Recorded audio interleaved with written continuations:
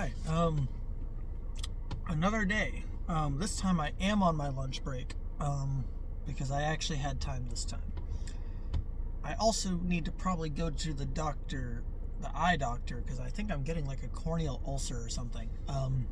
Which would be really bad and could cause blindness. So hopefully I go do that, and that is a rectifiable situation. I also might be wrong, but like I've been like seeing like a weird like little spot forming in my eye, and it's been like, you might have been able to see it in the last video too, like it looks like this eye is like, I don't know, more inflamed than this one, and it still feels that way right now, so it might look a little red and I might even shed a tear. But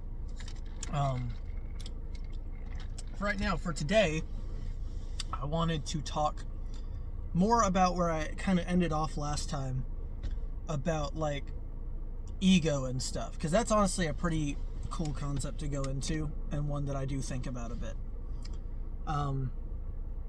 Because basically, part of this lived experience, this is also like something that's like, you know, in a lot of like Eastern traditions and spiritualities and stuff, which I've been a pretty big fan of looking into, because there's a lot of wisdom, I think, in them.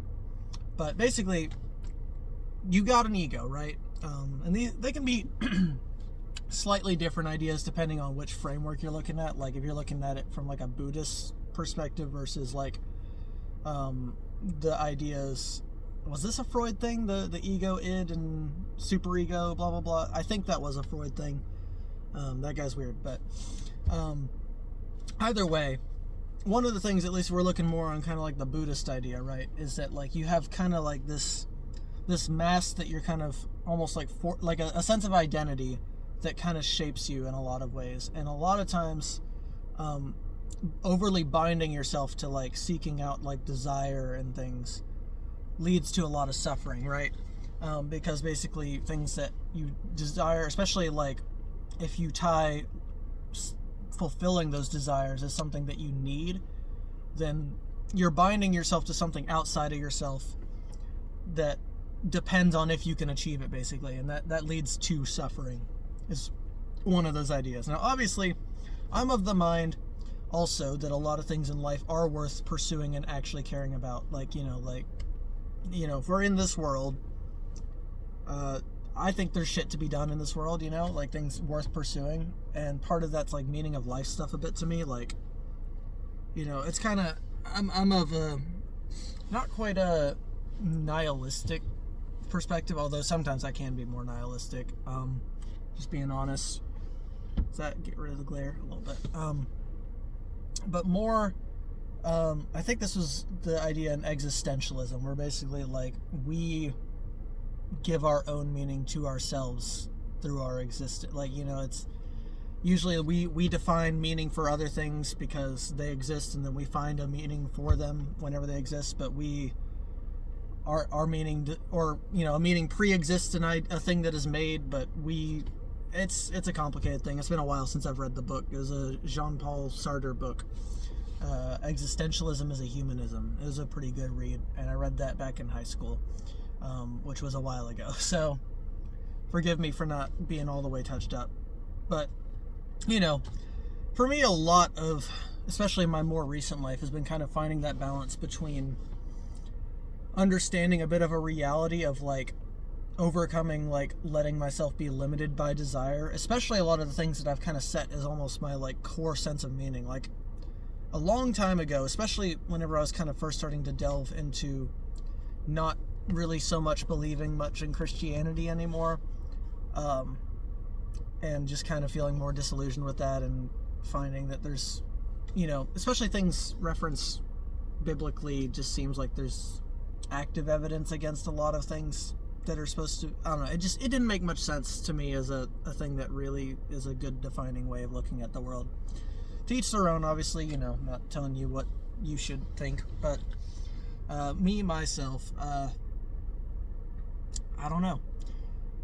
A big part of the sense of meaning I kind of assigned to myself back in those days of pursuing like existentialism and stuff like that, trying to figure out meaning again after kind of feeling like that got stripped away from me.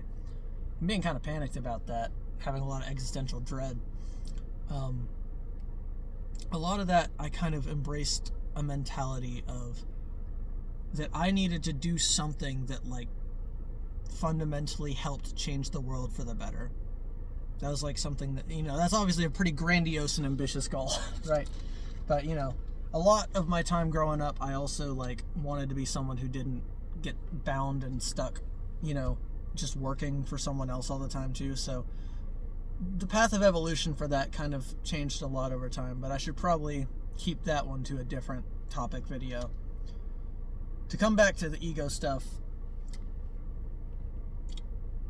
I don't, and this is something also more in different sects of Buddhism, even modern too, that you can't really totally escape the ego, really, because of course you can't, right? Like, to me, I also like thinking of it almost in somewhat of a semi-spiritual sense of like, almost this idea that like, you kind of have two facets of being a person, kind of. A lot of me used to be more just like, honestly, everything's probably, material. And I've become more sympathetic again back towards some elements of spiritualism again. Because there is a lot of elements of things that we can't understand. But on that element, basically, I kind of have almost this idea that you have the part of yourself that's the material, right?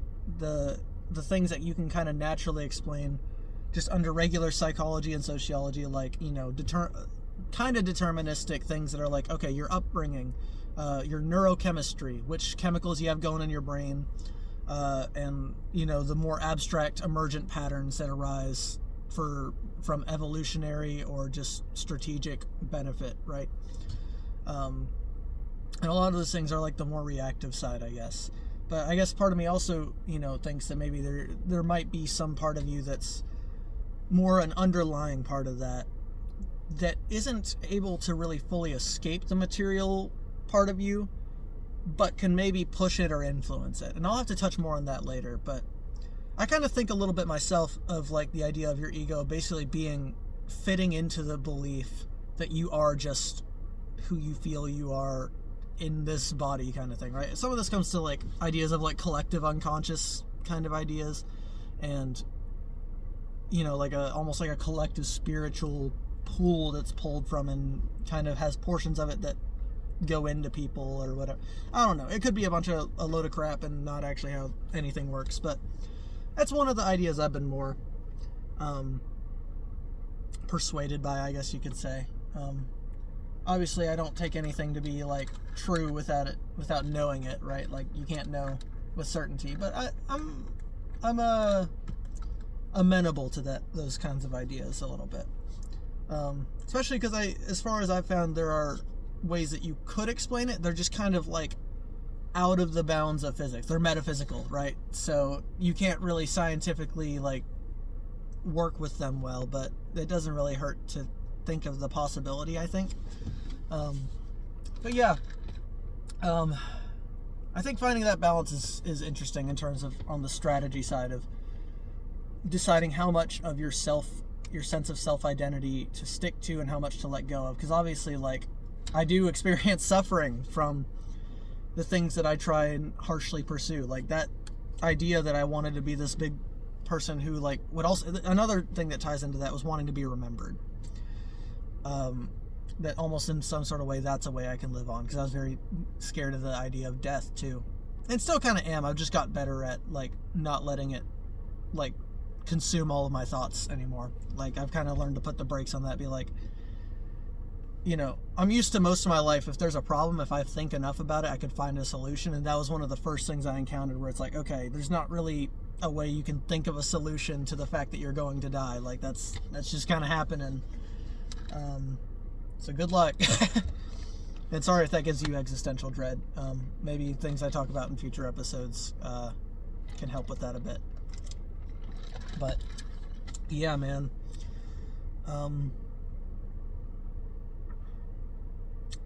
Ego consumes, but it also kind of gives drive to what you're pursuing, I guess, right? Like, it's easy to kind of like allow yourself to feel kind of over like pleasured about ideas like, oh, I'm like smarter than people, or oh, I can do this better than people, and let that kind of drive you sometimes. And sometimes I think a little bit of that can be a little bit healthy, because it's like, to a degree, it's like almost a motivation to self-improve, but you don't want to like let it steer you into thinking that you're more like deserving or valuable than people. At least I don't think so. And you know, just because you're more talented or useful on one output doesn't mean others aren't more useful on other. And also, you know, not to mention that I don't believe that the value of humans or souls, so to speak, you know, conscious beings, if that's what they are, I don't think that their right to exist or be around is tied to whatever output they can produce exactly. But, you know, coming to myself as someone who I feel like, relatively speaking, I've been given at least a decent hand on some elements, especially like I think that I'm very able to articulate and rationalize things to a degree that, I'll be honest, I don't think a lot of people are exactly able to match on a lot. I'm not putting myself up there with like Einstein or whatever, you know, like I'm not tooting my own horn crazy, but thinking things through heavily has definitely been a thing that I've done my whole life. So like, yeah, I'm gonna kind of feel like I'm probably better at that than some people. And yeah, I don't know, I don't want to be an asshole, but like I also am wanting to use that for things that actually benefit people, I guess. Like I feel like part of me, because I have it, I should use it for something that's beneficial. And so, yeah, a lot of also part of my growth has been kind of coming to terms with the reality that I might not actually be able to do anything, you know, or at least not do as much as I originally hoped. So getting a little bit more comfortable with the idea that honestly a lot of my ambitions will probably take longer than my lifetime to complete. They will probably be something that I can maybe help get started or be a meaningful contribution to something else that's already started, but I might not really be able to do it all.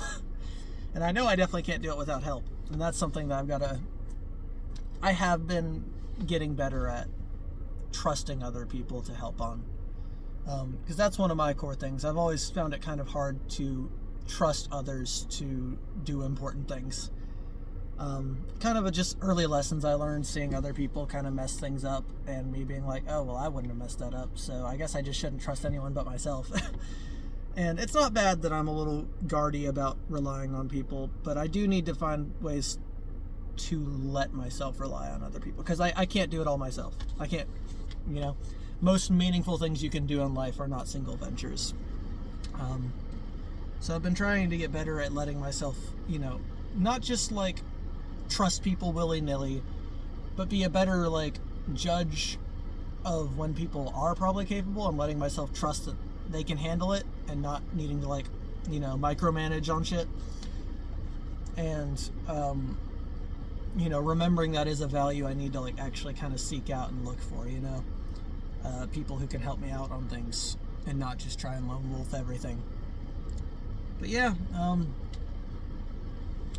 I tried to keep it more on ego, but honestly there's a lot of things that kind of branch into that, so this is kind of one of those things that it's a spanning topic. But yeah, man, sense of identity versus meaningful output is something that's probably going to be a recurring theme in a lot of my videos, honestly. Just kind of wanted to get it started here and see where that went.